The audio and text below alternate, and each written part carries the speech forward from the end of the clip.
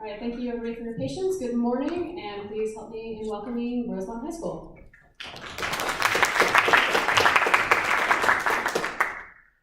Good morning, everyone. My name is Kimberly Espinoza. I will be representing Rosemont High School Great Tiny House Project. We were inspired by the fires from last year that happened around Chico. This tiny house is made for the people that lost their homes because of the fires. And also, it can be repurposed for other natural disasters. Floods, landslides, mudslides, any natural disaster. It can be picked up and taken over to whoever needs it the most. And it is a temporary house. It's not a forever home. It's just for people to get back on their feet.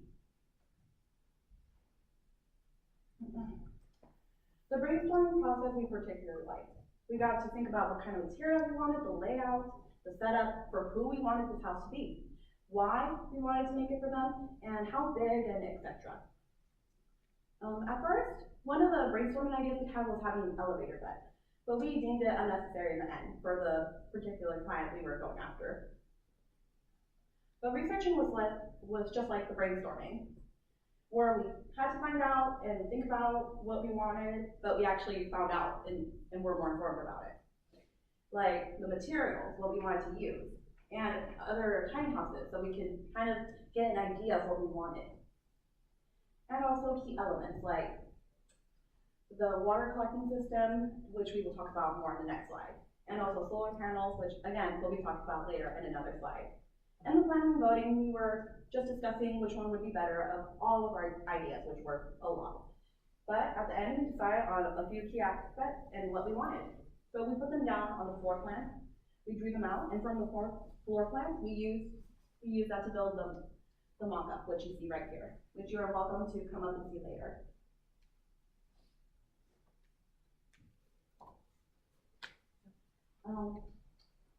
Right here, this is the prototype of the rainwater collecting system, which we will put on the roof.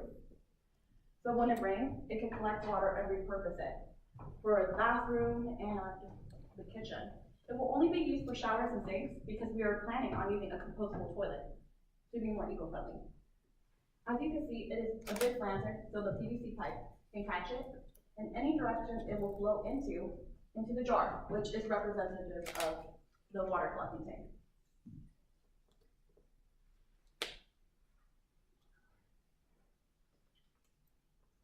Obviously, there will be more water, right?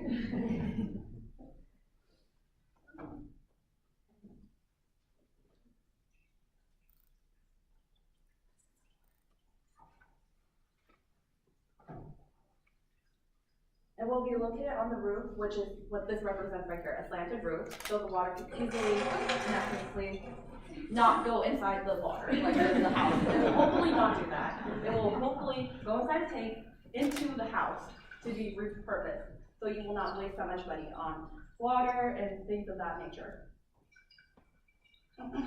And there will be a gray water tank to dispose of the water that was already used, because we are trying to make this as eco-friendly and off the grid as possible. But it can also be on the grid a little, because in case the solar panels for electricity and the rainwater collection system is not enough, there's outlets in the back.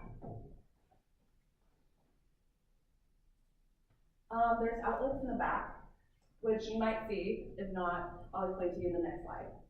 Which you might see, so you can plug in for electricity or water in case this is not enough. But either way, it's good to contribute something to society and to be a little bit eco-friendly.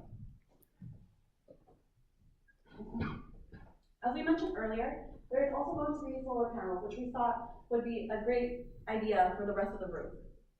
Where there's not going to be rainwater, there could be used for electricity. And when there's no rain and there is sun, there can be electricity in the house. And we also decided for inside the kitchen that the countertop, why just use it for a countertop, just to prepare food? You can also use it to dine at. So it could be used to prepare food and to eat. So you don't need a table taking up the space that you don't have that much of in a tiny house. And the stairs that lead to the upstairs, because we decided to make a split level to maximize the usage of space. The stairs are also closet storage, where you can pull them out and store your items and necessities in there. Like I was saying earlier, there will be an outlet like this. We were heavily inspired by the tiny house we saw earlier this year. And we were thinking of also doing that. As much as we would love it to be completely off the grid, sometimes that is not possible because there's not enough rain or not enough sun or whatever. And we are planning to use standard roofing and walls because this is, again, a temporary home.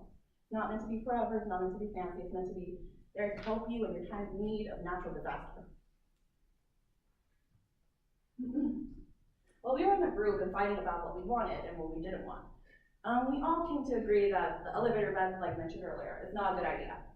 But we decided that the solar panels, the rainwater collection system, and split level house was a good idea. Because, yeah, they just went through a natural disaster. And that's sad and it's horrible. So we're trying to make it feel at home. And we're trying to make it the most space. Because most of these people are probably families that lost their home.